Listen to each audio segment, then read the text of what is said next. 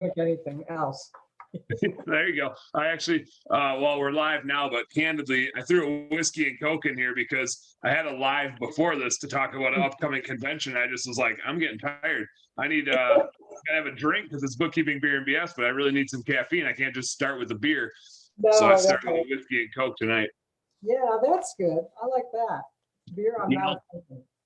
whatever gets the creative juices flowing. You Yeah, don't want to get too creative when it comes to financial stuff, but you got to get a little creative juice going. So it's all good. and I got sick on beer in college one time, really, really sick. So that's the end. That was the end. Yep, that'll do it. Jägermeister. That was Jägermeister for me. Can't do it anymore. It's all over. Anyway, bookkeeping, beer, and BS, everybody. Happy Wednesday night. Welcome to the show. We got Sharon Cowan in the house, cleaning business consulting group, years of knowledge, a ton of wealth. And we're going to go through how to transition from last year. And like, this is something you should do every year. Don't get me wrong. Last year, even more so, right? Like, what did we learn from last year? What are we going to do about it? What are we going to do differently next year? And not just like talk about it, but literally, what are the things that we're going to do and how are we going to assess our performance and how are we going to build a plan for next year? That's what we should be doing January, February, and into March. And then we should be crushing it into the next year. And what a cool opportunity we have in this year. Now, like 2020 was goofy because of all the COVID stuff, but a lot of us also got PPP loans. So like from a cash flow perspective, maybe our P&L sucks, but maybe we're not totally down and out. Maybe we've got enough cash in the bank to make that big push into 2021. And we might even be eligible for PPP round 2 and make another push. So yeah, 2020 was tough, but some things are in our favor to make 2021 really awesome. And we're going to talk today about kind of lessons learned in any given year, but especially this year, to help you make 2021 really awesome. Now, got to interject a quick kind of an announcement. I've talked about it before, and I'm just going to remind everybody now, and then I'm going to let Sharon introduce herself and give her background. If you haven't done so yet, you got to go to our website, yourblueskies.com. I'll put it in the comments once I start messing on my phone here, yourblueskies.com, and get our target budget spreadsheet. And this is for any industry. We're going to talk a lot about cleaning and janitorial and residential and stuff tonight, but whether you're pressure washing or window cleaning or pest control or carpet cleaning or junk removal, most service industries, I built a target budget for you. So as we're talking about building a plan into next year, much of that work and the structure for it, all of the financial picture is built for you in this target budget. Tells you how much you should be spending on all the different things to make sure you're hitting the optimal profit level for a scaling business, like every single line item. Now, it's customizable, so you can adjust it to what you actually are going to spend on your insurance or your rent or this thing or that thing. But it gives you the target. So if you're spending too much or you have room to spend more, you kind of know what you're shooting for. It's your business plan for the new year. We're going to talk a lot about those types of things. But before we really get into it, if you're watching this right now, I suggest go download that target budget spreadsheet. If you're nerdy like me, you got 2 monitors anyway, put that on one monitor so you're kind of like eyeballing that thing, and then have us on your other monitor so you're kind of listening to both. All that said, go get your target budget spreadsheet. Welcome to the show, Sharon. How are you doing tonight? Thank you. I'm doing great. We're a little chilly down here in Florida. It's not, we have freeze warnings for tonight, which is really unusual. But if we're going to get this bad weather, we get it in January and February. So it's expected. So we, I got the woolies on and the heat and the fire in the fireplace. And it's like, okay, a couple nights of this is fine. I love that because like it's 30 degrees out. I mean, it was in the 20s most of today, but the highs in Minneapolis have been around 30, and jackets disappear. Like people forget that it's winter, and they're like, oh, like a hooded sweatshirt is plenty to be out and about when it's 30 degrees. Yeah. Like once it gets down into single digits, then the jackets come back out and the boots come back out. But at 30, everybody's like, oh yeah, like spring is here. It's right.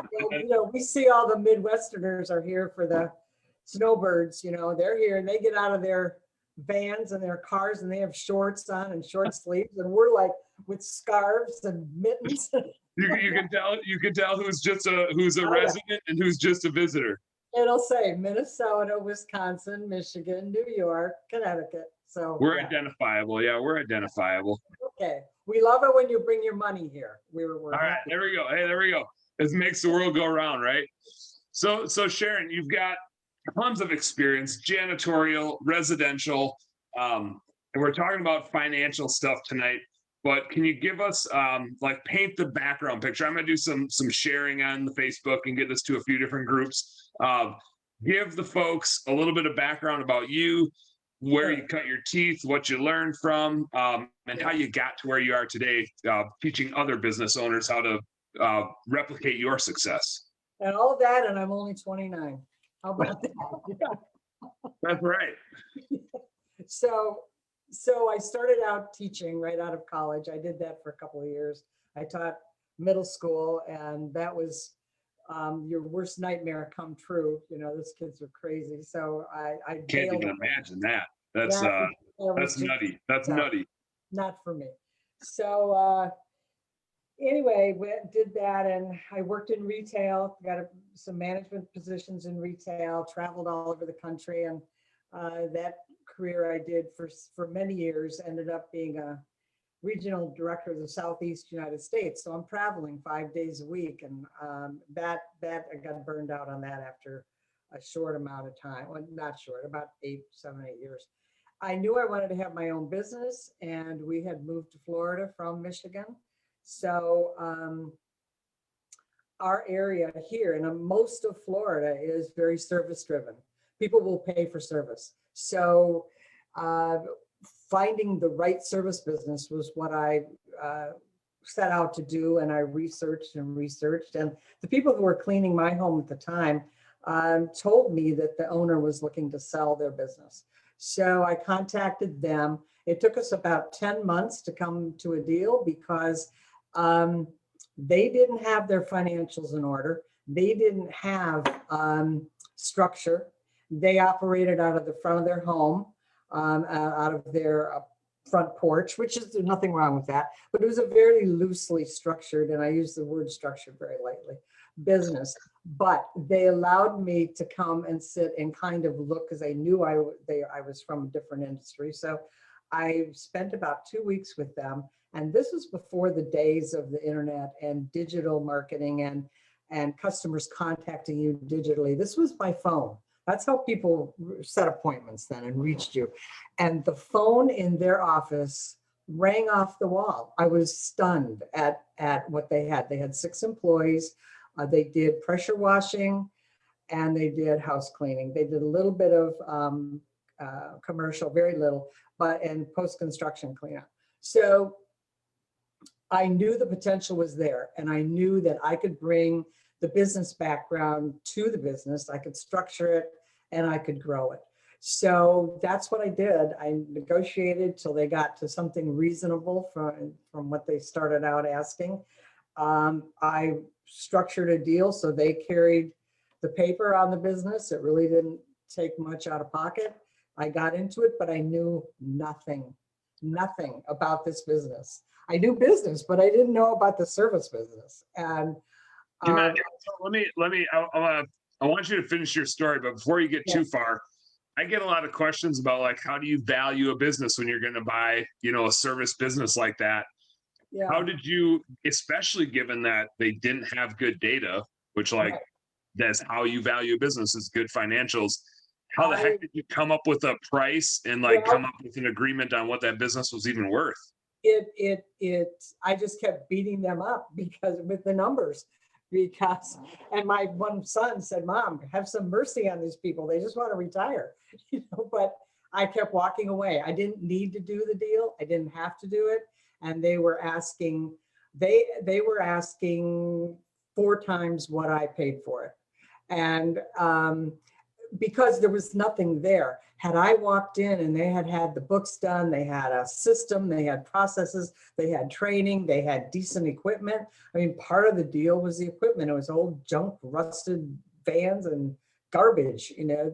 So that wasn't worth anything. So I just brought it down to something that it was a gut feeling. I didn't use a business broker. It Mhm. was just a gut. This is, I know I can leverage this amount that I'm going to pay.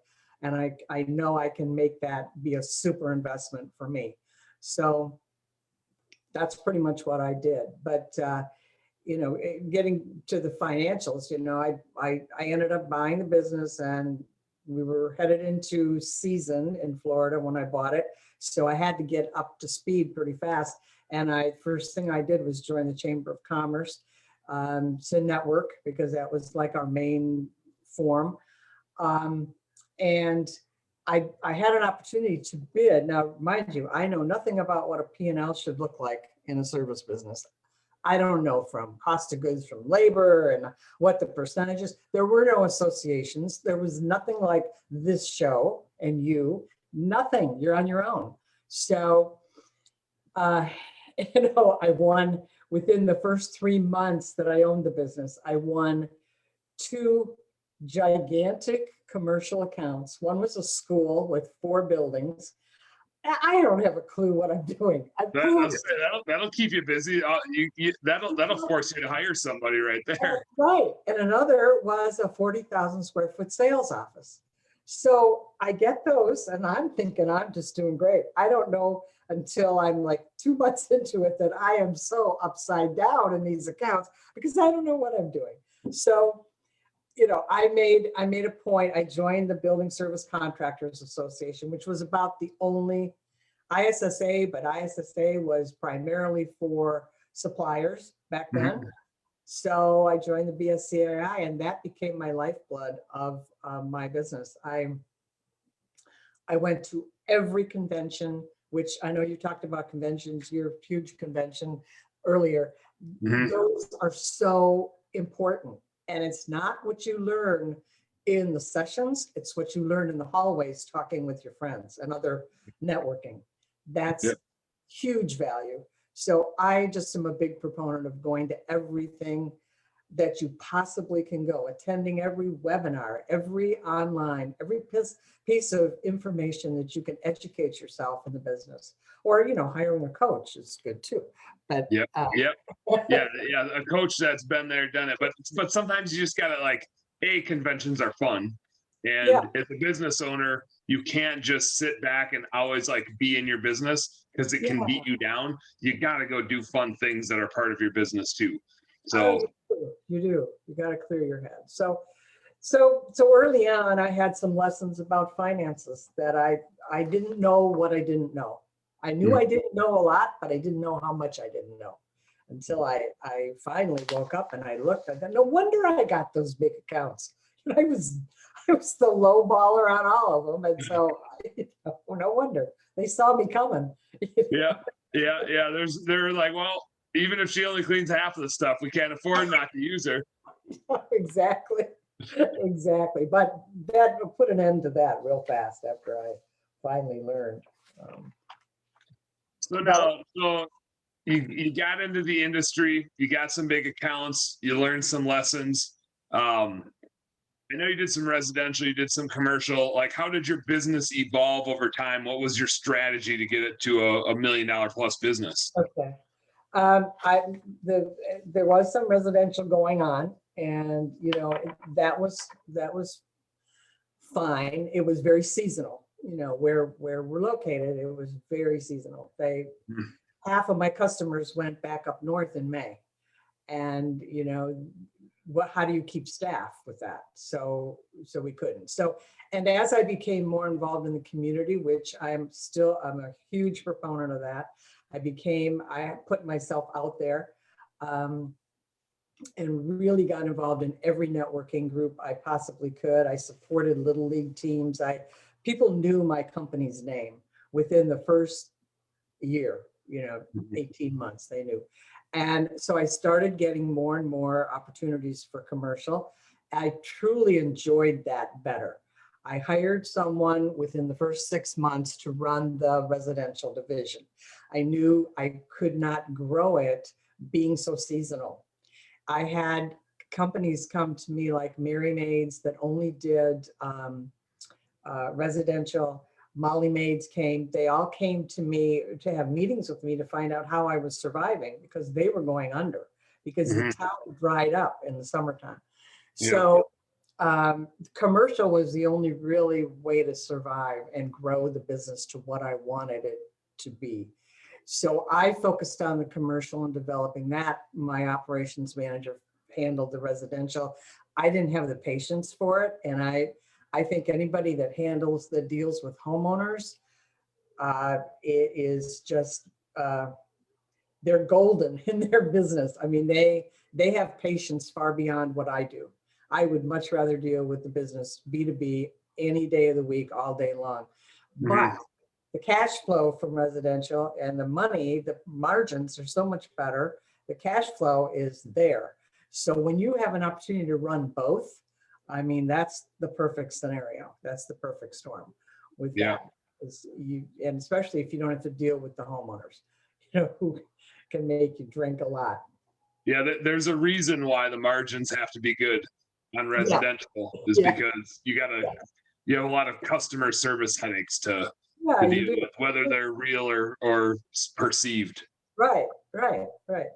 And so I grew it. I expanded geographically. I was cleaning in 4 counties. I had a satellite office and started getting requests to help other businesses around the country.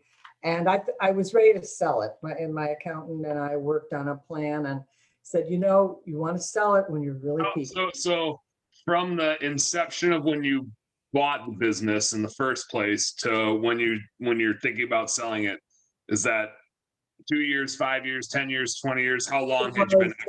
10 years. Okay. 10 years. Mhm.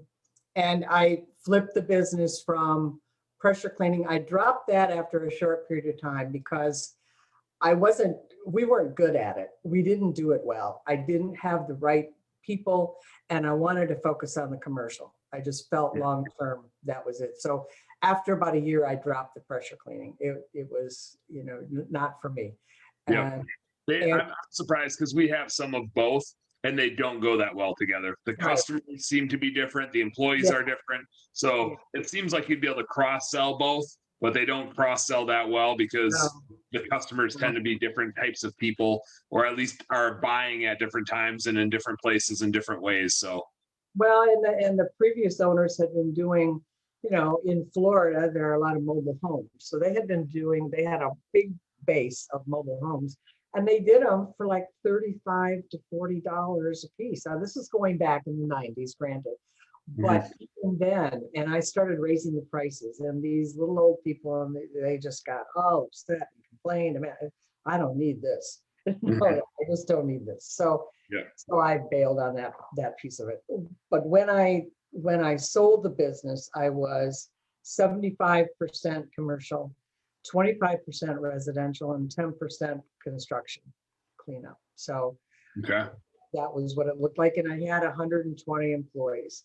That spanned over 4 counties. A good number of those were part-time, which, I know you talked about last week about the part-time. I don't want to take up too much time talking about that. But, for certain parts of the business, especially commercial, janitorial work, part-time employees are really lifesavers.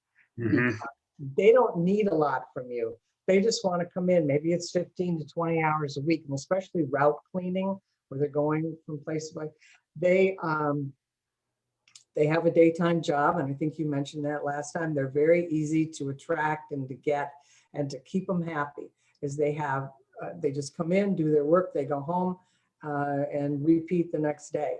Whereas the full-time people, for house cleaning, it's one thing, but it really can be dangerous because you're giving somebody all those hours. Let's say it's 6 hours, 6 to 7 hours a day. And when they're out sick, you have a lot of hours to cover. Unless you're scaled up, the percentage of staff out when you have 5 or 10 employees and one person's out, it's like I'm down 10 to 20% of my capacity, just like that. That's right. And when one person's out, usually it's 2 or 3 because it's a Monday and they've got the bottle flu, or it's because something's going around your shop and they all gave it to each other because they're hanging out outside of work and in the shop. So when it rains, it's always easier if you have in my opinion, if you have a larger pool to pull from. So you have 4 part-timers that only want Tuesdays and Thursdays, or Tuesday, you got to give them a full day. You can't, unless, if they're solo, you can give them just a few hours here Yep. and there. But at least you've got somebody to pull in from and say, we need you to cover today, and we're going to pay you $3 an hour extra. Just get us covered and get the work done.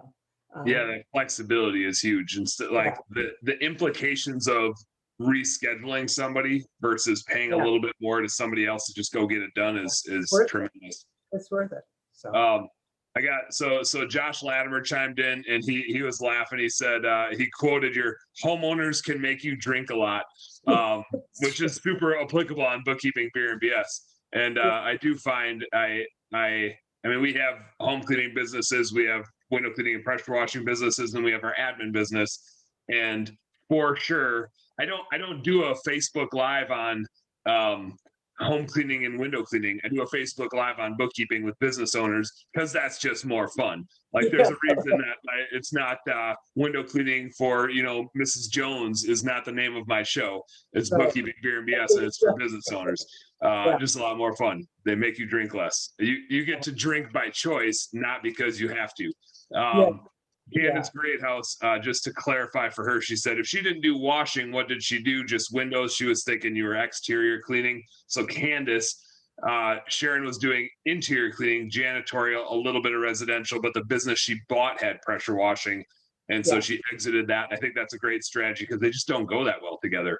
They're two different, like, it seems like it's the same type of customer. It seems like you're going to the same homes and talking to the same people, but it just doesn't overlap as well as at first look you would think it would. And I've seen that and heard that from multiple people. So I would now, like, I like the businesses that we have mostly because I like the people that are in charge of them. But I wish I would have known you before we bought and combined window cleaning and home cleaning businesses, because I would have been like, oh, she knows what she's talking about. Now I don't have to make that mistake as well. And I think owners, especially when they're young in their businesses, new in their businesses, go ahead. They want to take everything. If it has a toilet, they're going to take it and clean it. And if it's an opportunity, and they don't become focused on where they're really going to make their money and learn to say no. Just say no. It's okay. It's okay to turn something down that's not right for you right now. Might be later, but absolutely. People get. Well, let's transition. So 10 years in, you sold that business, but obviously you didn't go away because we're here talking now. Where does the rest of the story take us? Well, my story, I mean, I'm just going to keep doing this till I fall over and somebody tells me not to. You're done. Go home now. Stay away. But no, I'm doing the consulting now. I love it, and I've been doing it, for 15 years. So it's. Was that now when you sold the business, when you sold the cleaning company? Did you already have in mind, like, I'm going to sell this, and the thing that I'm going to do next with all this knowledge that I gained over the last decade is I'm going to help other business owners that are going through the same stuff? Yes, I had that. I because I had so many requests for help, and I knew that I could help people. And so I knew that I was going to do that. I stayed on with the man who bought my business as a freelancer salesperson for a year, because I was so heavily entrenched in the community and he was not. So it really benefited both of us. I had something to do part-time. I mean, I worked at when I wanted to, and sold for him for about a year, off and on. And then the consulting business just kept growing and growing, and I just didn't have time to do that for him anymore. So Ron Santana asks, he missed some of the associations that you mentioned. Can you talk? I know you said one was Super Vital. Were there other can you repeat that one? And were there other associations that you joined or found valuable to be a part of, getting, whether it's attending things or just getting information from? The building service contractors for the commercial side is that's all they do, is building service contractors. ISSA is, of course, originally was just the supply side, but now they have a lot of educational opportunities for contractors as well as suppliers. ARCSI, of course, is the residential arm, and that of ISSA. Mhm. Cleaning Management Institute is also part of ISSA. So I've done some workshops and lectures for that group as well. So all of those have things to contribute in a little bit different spin on it. But One organization we need to look into it for our businesses, especially the window cleaning and pressure washing. Is BOMA? Did you ever do anything with oh, BOMA? yes, I was a member of that for a while. Yeah. Okay, and that's I pulled up their website to make sure I got the acronym right, but it's the Building Owners and Managers Association. And I haven't heard it as much on the cleaning side, like the interior cleaning side, janitorial, or obviously janitorial in this case. I have heard it a lot on window cleaning and pressure washing. That's a good organization to be a part of. Yeah. I'd imagine lawn care, landscaping stuff too, because there's tons of green space at most office buildings that they need, keeping tabs on. So. And, one of the things, if there are any window cleaners on the call, one of the things when I had my post-construction cleanup business, I partnered with window cleaners because it was just easier and they knew what they were doing. I mean, they had all the lift equipment and could really help. And I advise any of my clients who are considering anything beyond first floor window cleaning to get some professional help. Don't try to get up on a ladder on 3 stories and scrub the windows. Get somebody who knows what they're doing. So the more window cleaning companies can partner with janitorial or cleaning companies in that way, it's a win-win for both companies. Yeah. I mean, so much of it is just getting your foot in the door and it's the relationship that you have that gets you another relationship.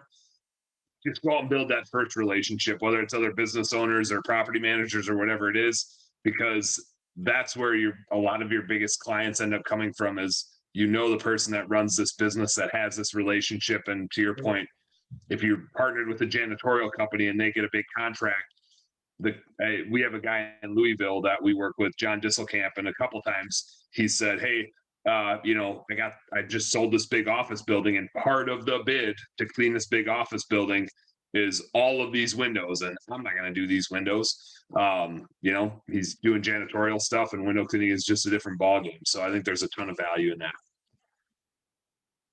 I lost you. I think I'm still live. Let me see. Am I still live? That is the question. Somebody hit me with a comment here. Everything looks like it froze up.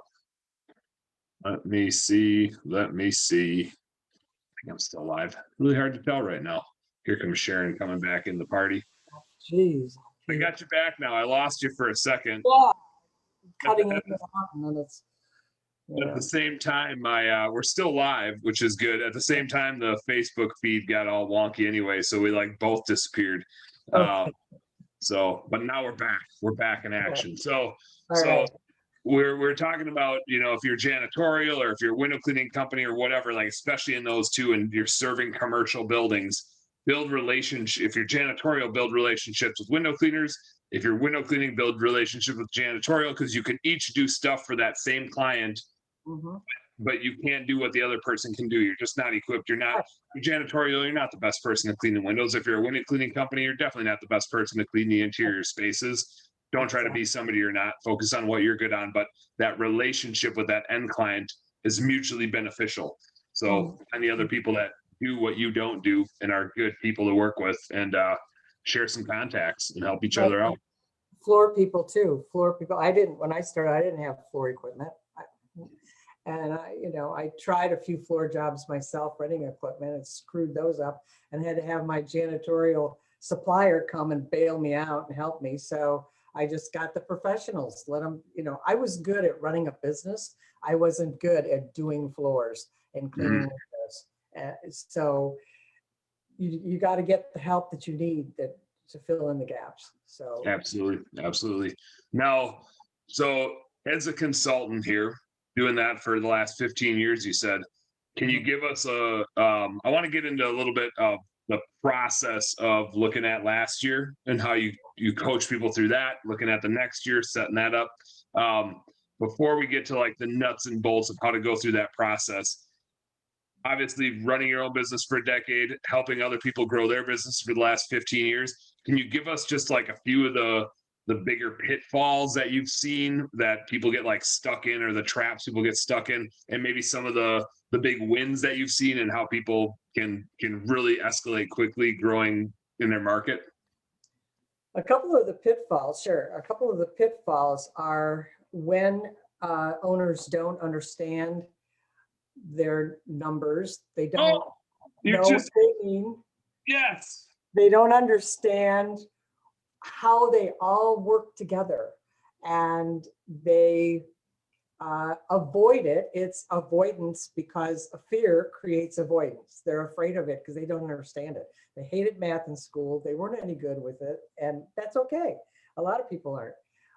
But if an owner is not going to be the person that handles the money or handles the financials, you have to get somebody that's going to guide you, somebody like yourself or myself, that's going to guide you and help you and keep you out of trouble. Okay. Mm-hmm. Keep you sane. So that's one, not knowing the financials, numbers, and running from it. Okay. Another one is something I alluded to earlier, and that is taking every job that comes down the pike because it has a toilet. You think you have to clean it. That's not true. Some jobs are really not a good fit for your company. Some jobs you're not prepared for. Some jobs, you know, you're going to lose your shirt. I can guarantee it. And not being a pessimist, but I know what you're capable of, and I know what your stage of your business is. You're not ready for a 14 building college campus when you're just starting out in commercial. So learning to say no when it's not right for you. Focus on the profit. Focus on making money on what you're doing. And if you're attempting or looking at a job that's not going to bring you profit, don't do it. Don't do it. So, you know, those two things for sure, I see in business owners all the time. And knowing the numbers, I can't stress it enough, because if you don't know what expenses you have, or what percentage of your sales that is, if you don't understand your labor costs, if you don't understand how that all ties into how you price, you're going to be pricing off all the time, because you don't know. You have a 40% overhead cost. And so have you figured that and put that into your pricing? Or is your overhead cost 22%? If you don't know that, you can't price accurately. So and then you're falling down that rabbit hole, and you don't ever get out, and you don't ever make money, and your bank account sucks and you don't know why. So Yep. I was in a Facebook conversation. Now I'm gonna digress for a second here, because I feel like I can't be the only one that has this. Every once in a while, you like write something or say something, and you're like, "Damn, that was good." And you're like, "Oh, if I was important enough, that would get quoted." But I'm not important enough, even though it was like an original thought. Nobody's going to quote it, but I'm going to quote myself, because I was in a Facebook conversation, and it was about like, "Oh, what would you ask somebody who's running $1 million business?" And I kind of piggybacked off of somebody else's comment, but my quote was, it was along the lines of like, to your point, just selling stuff because you feel like you need to sell something. Like, revenue is important. And our industry has a big problem with feeling like revenue is an important number. We just all want to talk about our revenue, but like, revenue doesn't matter. All that really matters is how much of it you get to keep. Revenue is just, well, here's my quote: "Revenue is workload, profit is freedom." So that was my quote, and I'm gonna keep saying it so that someday it gets put in like your planner at the top. That Dan Plata said, "Revenue is workload, profit is freedom." But I feel like we all get hung up on trying to create as much revenue as possible, and we clean that toilet, even though we clean it because we can earn another $10, even though that's not our sweet spot and that's not what we should be focused on. And we're just wasting time and distracting ourselves by creating revenue that comes with it a bunch of burden, instead of creating maybe even less revenue that comes with it a bunch more profit, because it's in our wheelhouse and we're the best at it and we're built for it. Well, And you see you see the toilet to clean and you get the $10, but what you don't know, because you don't know your numbers, is that it's costing you $18 to clean that. So, I mean, you gotta know the numbers. You have to know the numbers and how they work together. So now, all right. So know your numbers. Don't get sidetracked into stuff that isn't what you should be focused on. Have you had any consulting clients that you've seen just like totally take off more than you thought they could? And can you pinpoint a thing or two that they were doing? And maybe it's the inverse of those two, pitfalls, but what was it that separated them and sent them, on a different trajectory than everybody else in the industry? One is a residential client, and I'm sure he's not on the call tonight. Doesn't matter if he is. I'm not going to tell his name. He was doing phone estimates all the time. And I know there are various schools of thought about phone versus in-home versus online. So he was doing only phone estimates, and sales were stagnant, kind of flatlining. And so I said, I would like you to try going out and doing in-home estimates. I got some real pushback from him. And I said, it's your business. You do what you want. As your coach, I'm telling you, this will work, because we see an 85% close rate on average, 75 to 85% close rate when in-home estimates are done. So if you want to give a kickstart and build up your customer count and list, give it a try. Test it for 60 days and see what happens. If it costs you too much in time and money going out there, and I know you alluded to that last week, driving and not getting the job, or getting the job and driving, you have to figure all that cost into it. That's very valid. But let's see what happens. So he did it, and his customer count has doubled. He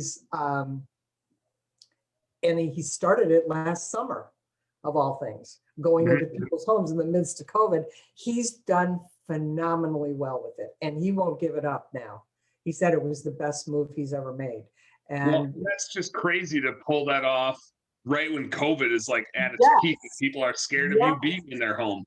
To make a play like that and have the guts to do it and to make it work and have that success is phenomenal. And he won't give it up now. He said, I don't care. I'm hiring other support. He's right now the main salesperson, but he's bringing in somebody else to do that for him, working with somebody. But that would be a key success story. And then another one that I can think of, we just took her from no structure in terms of her financial operation, nothing. She couldn't read a P&L.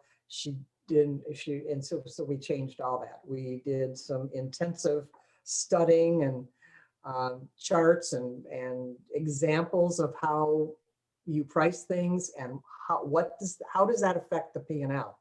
And I do have some charts that I show with my clients saying if your labor percent is here, this is what your P&L looks like. Look what happens when the people overspend their hours and they stay too long if you're paying hourly. And look what happens to this P&L when you're just a few percentage points off in your labor. Look what happens to the bottom line. You've just lost a lot of money. Yeah, you lose half of your profit when your percentage of labor goes down, it goes up a little bit. Yeah.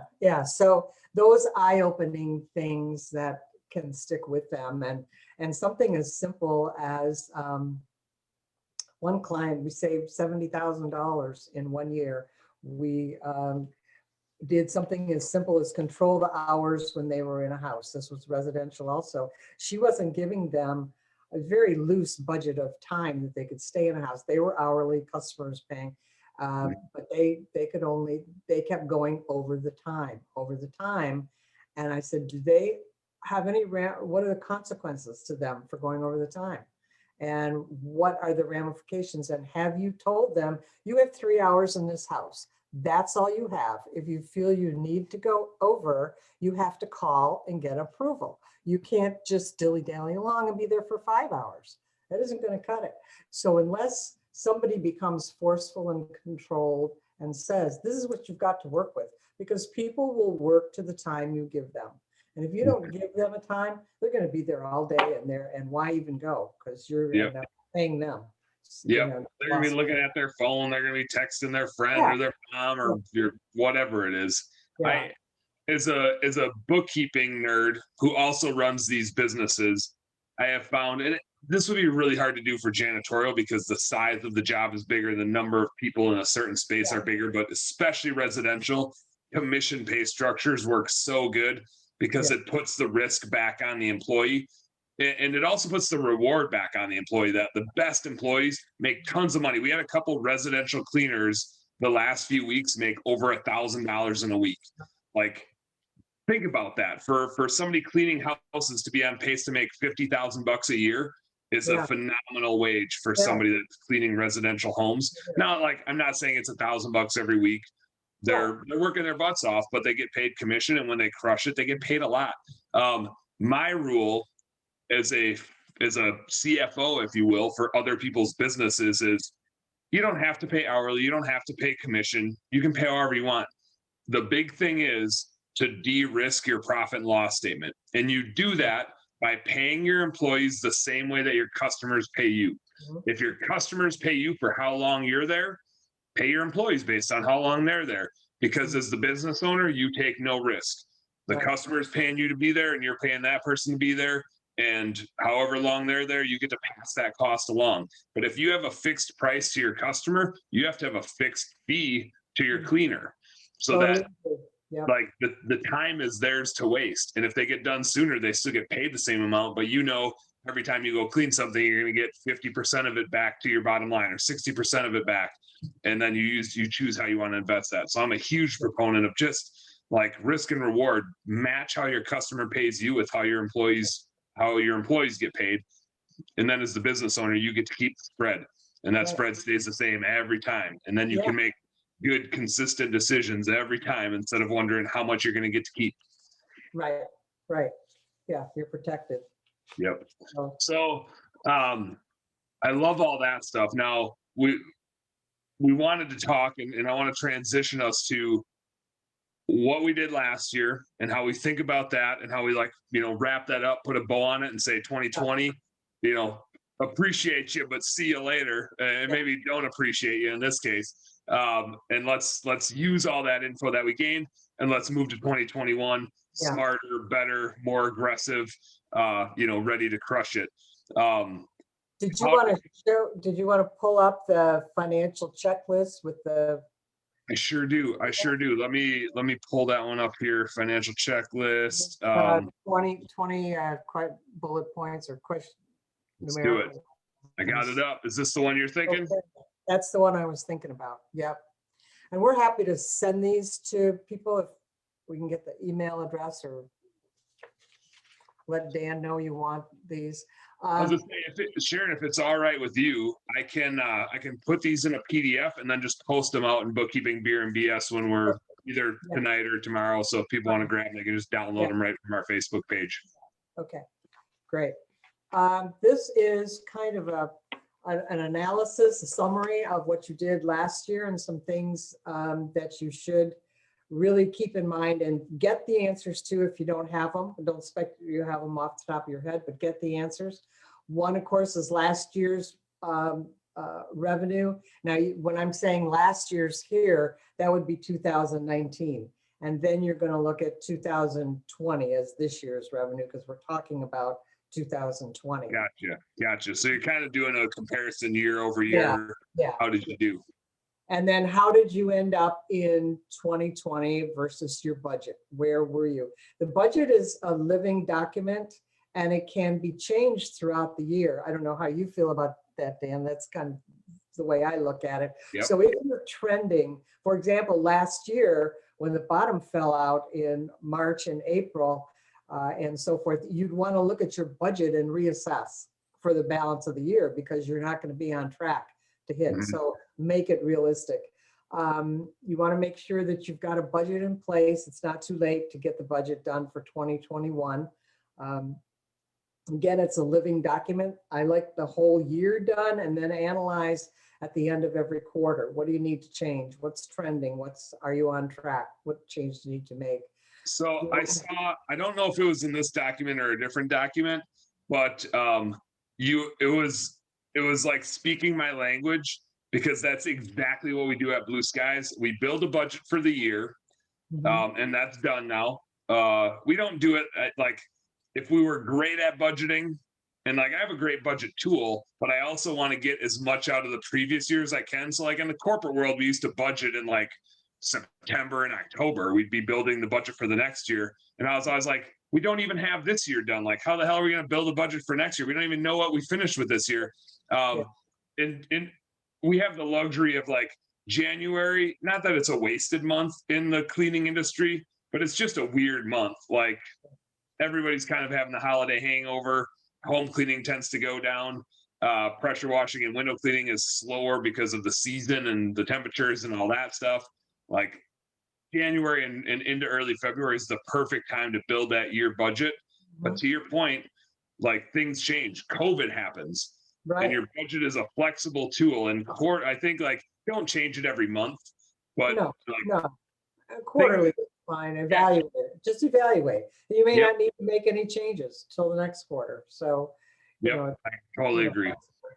Your sales increase projection for 2021, that should be pretty strong. Hopefully, it's going to improve over last year. Understanding your employee and your customer turnover rates. What do those numbers look like? How fast are you churning customers? And employees is even more important, I think, than the customer churn. So to that point, how correlated are those two things in your mind? Oh, hugely, huge correlation. I would say not so much in janitorial, because the relationship isn't there with the cleaner typically. You don't see them. But on the home cleaning side and recurring service, if it's lawn service or pool service, where that customer sees that employee all the time, recurring, the connection is huge. They want to know, and they really feel something's wrong with your company if you keep losing employees, which isn't necessarily always the case. Could be some bad hires, but I mean, but that's still your company's fault, right? If you're hiring crappy employees and they're leaving or you're having to fire them, like it's still you. Absolutely. Yeah. Then you want to know which was the month that you did the most, probably, the best volume. How much volume? What was your biggest month of the year, and what was your worst month of the year? So you can prepare. You can plan. Look back and see what you did for that best volume month. Did you do something special that created that? Then you'll want to repeat that. And you may want to repeat that several other months during the year. What was your worst volume month and why? This past year, I suspect for most people, it's going to be in the spring in 2020. And we know why. So what are we going to do this year to really maximize the increase you can have in those months? How are you going to boost that volume for those worst months? And then look at the same for profit. Which was your best profit month, but analyze why. Not just don't say it was December. So why was it in December? Why was it in August? Take a look at what you did from a marketing standpoint. How was your staffing done? What advertising things brought in the best return to you? Did it happen in that month? So you want to do some analysis, but you got to have the numbers first to find out. Your sales closing rate. This is huge, monitoring your sales closing rate, because this helps you project how many customers how many leads you're going to have in to meet your sales goals for this coming year. Okay, if your closing rate, if you get 10 customers and your closing rate, or 10 leads, your closing rate is 50%, that means 5 new customers. If your goal for the month is 20 new customers, how many leads are you going to have on this 50%? 40. You're gonna need 40. So I see the sales closing rate and then the ROI on marketing activities. Right. And the reason I like those so much, and this goes back to my target budget spreadsheet. I have it like built out for everybody, but if they want to customize it, the first thing I have them do is how much are you spending on marketing? What is your client acquisition cost or return on investment for marketing activities? How many like leads is that going to get you? Which entails like what's your closing rate? How many leads is that going to get you, and how many are you going to close? Kind of implies your acquisition cost, and what's your average job size. A budget doesn't start with sales, Right. because sales starts with marketing and client retention and repeat rates and referrals and marketing. So it's kind of backwards, but the first thing that you should budget is your marketing expenses and your understanding of how many leads you need and how you close them and what your acquisition cost is, so that you can actually, have a sales plan and not just say, Right. "Oh, I do $1 million in sales and it's going to happen because I said so." Yeah. Doesn't mean shit. You actually have to know how it's going to happen, and it happens with your closing rate and your marketing activities. So I love it. Exactly. Yeah, you need you need to have that. Your supply costs, that's typically 3% or less, 2%, 1%, depending on the size of your company. But for this particular category, whenever you can use concentrates going forward, if you're not using concentrates, you should be using concentrates, because if you go to Sam's or you go to Costco and you buy off the shelf, you are paying $3.98 for window cleaner that is 90% water, and that's what you're paying for. So you connect with people use Amazon. They are not necessarily the best price.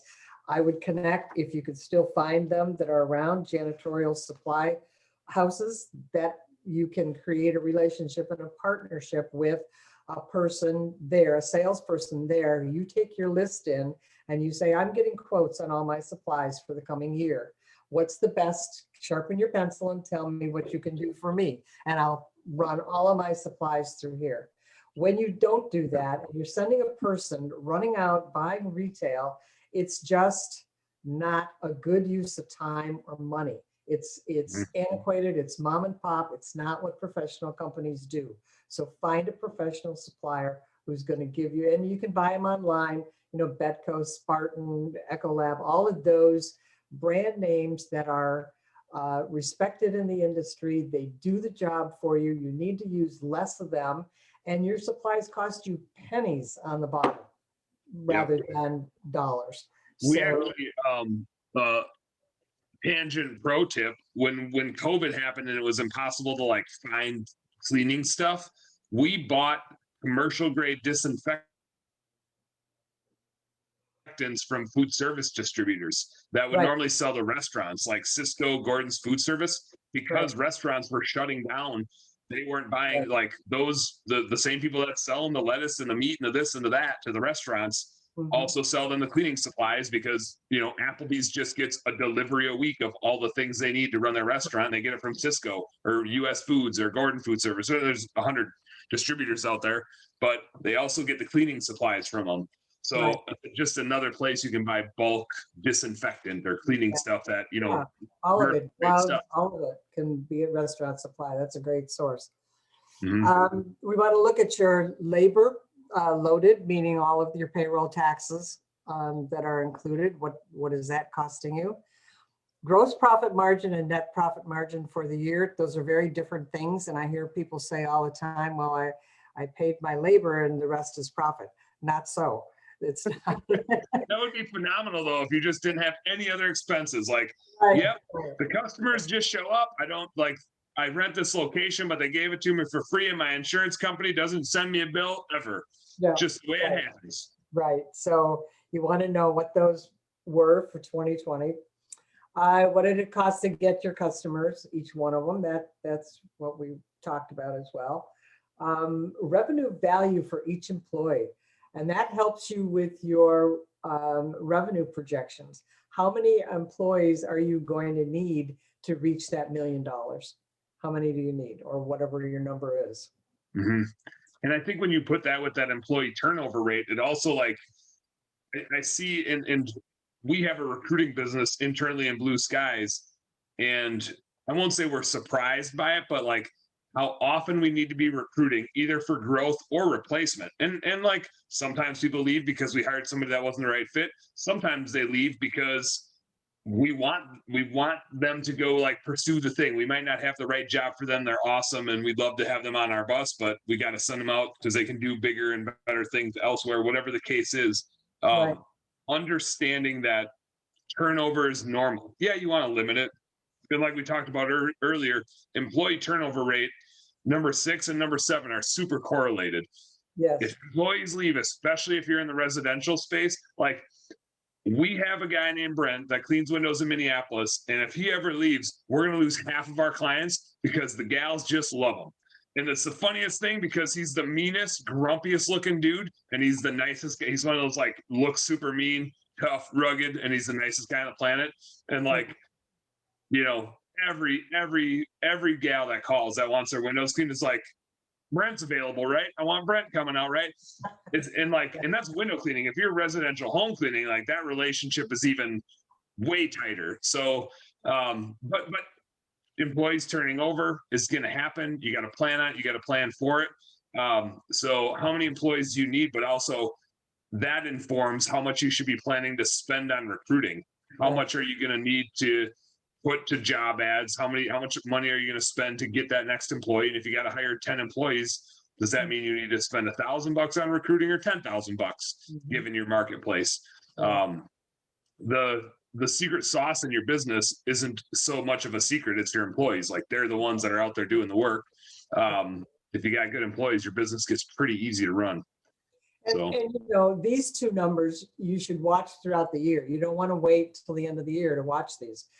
Monitor them, I would say quarterly, because if you see them start to rise and these numbers, both of these become high, you've got an internal problem somewhere. There's something going on in your company that's, if you don't already know it, that's your clue. Most owners know it when something's happened, but unless you look at those numbers and you track them, you don't know what you don't know. You know, you could think, well, yeah, we have turnover and, you know, we're going to lose 4 this month and we lost 3 last month. But unless you track it and know how bad it really is, you're not going to fix it. You can't. Yep. You don't know. Yep. So the number 19, the revenue value for each employee. One thing, and you know who Debbie Sardone is, and this is something I gleaned off of her. And I think it's so accurate. I hadn't thought about it this way until she brought it up. And it was kind of like supplemental to what we do on the recruiting side of our business. But she was talking about revenue value for each employee.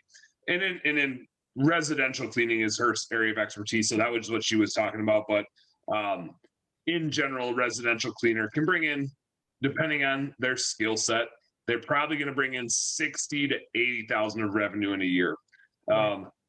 Janitorial, I'm guessing it's around there. Could be a little bit less. Well, I mean, they're working part-time a lot of times overnight and stuff like that. So it's a little bit of a different metric. Now, if you're talking like window cleaning and pressure cleaning, you're talking about 100 to 200,000 or more that one employee can bring in a year because the margin structure is just different. And you look at how much those employees bring in, a good employee, and how much you're willing to spend to find that good employee. And then you look at marketing to clients and how much revenue a client is worth versus that employee. So that employee's worth, 60 to 80,000 or even upwards of 100 to 200,000, depending on the industry you're in. And then you look at a good client that's worth maybe 1,000 to 2,000 to 3,000 a year if you're residential. Commercial, that client, is worth a lot more revenue, but you've also got more people there cleaning.